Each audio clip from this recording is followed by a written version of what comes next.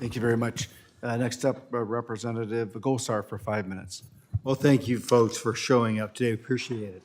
Now, I understand the bipartisan letter led by Senators Manchin and Sinema urged the Department of Interior to reevaluate if copper should be added to the critical minerals list, as an updated supply risk score for copper has indicated that it would now qualify for the list using your existing methodology. Considering the electrification goals of your administration, what will require mass amounts of copper in the coming years?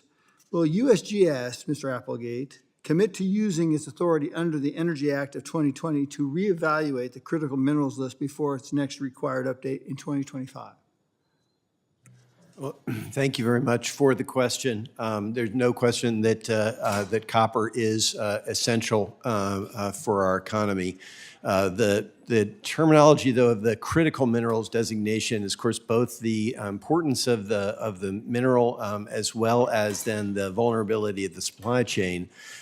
So in the case of copper, of course, we produce a lot. We have secondary recovery in terms of recycling, and we have a number of key partners with which we have free trade agreements that we from which we receive imports. So under our current assessment of the situation, it does not meet that criticality determination. But I will also stress that that does not impact. We're doing a tremendous amount of science, particularly through our Earth Mapping Resource Initiative, because copper deposits also are host to a whole range of other critical minerals as well. So the investments that we're making to better understand the copper resources and in the United States are not impacted by that designation. We are continually assessing the changing, whether it's from a supply chain standpoint or other factors. But at this time, that has been our determination. Okay, so I'm going to take off with where you're saying the critical mineral list uses, as you said, a number of factors to look at critically, which by necessity ranks certain minerals as more important and more in danger of disruption than others. As you know, this can be extremely hard to predict, as mineral supply chains are subject to sudden changes due to shifting global circumstances. Uranium is a prime example of this. Uranium was removed from the previous version of the list despite its well-known non-fuel uses and the ongoing war in Eastern Europe increasing supply vulnerabilities. Now, would you agree that the inherent weaknesses in ranking non-fuel minerals by criticality at all, and that a scaled system may be better to capture global supply risk than a static list published every 3 years? I mean, these are so used in the technology, it's a little this, little that, and you throw in the smeltering process that we don't do, you turn over the predictability of the market to another country.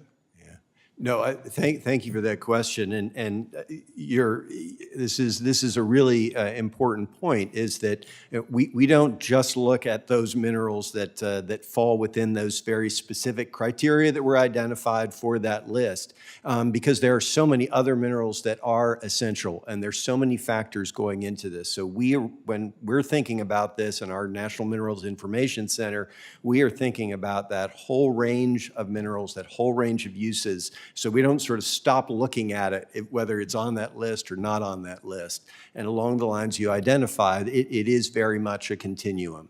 And so that's just underscores the importance of our continuing to review and assess the importance of these minerals, understand the supply chains, understand the resources. You'd be very supportive of a dynamic score, you know, that you're constantly watching and inventorying these types of minerals.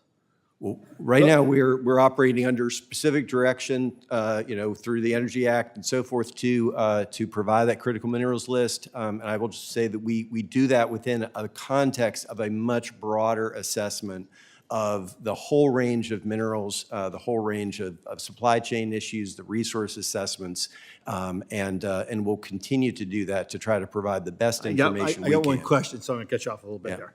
So the other part is not just the mining of this, it's the smeltering and recovery of that we're so dependent upon. Now there's new technologies that I'm understanding that have now gone through proof of concept, And they're now looking at scale. They're finishing up scale that actually would do that procedure or process from the ore by pulverizing it, electrifying it, and then stripping it. And you're given a silicate matrix as a leftover, and then you get a bar of everything else that you can separate. I think this ought to be something that we ought to really look at. It's very green. It's very water-less process. But we tend to have the technology to do this better than anywhere else in the world. I would really like to see us really make a move to be less dependent upon China, even with our own ore. I yield back. Thank you very much. Next up, the representative from New Jersey, Mr. Vandrew. Mr. Chairman, I thank you for having me here today. I don't know how to say it, but I guess just to say it, Director Klein, I don't agree with what you and your company is doing.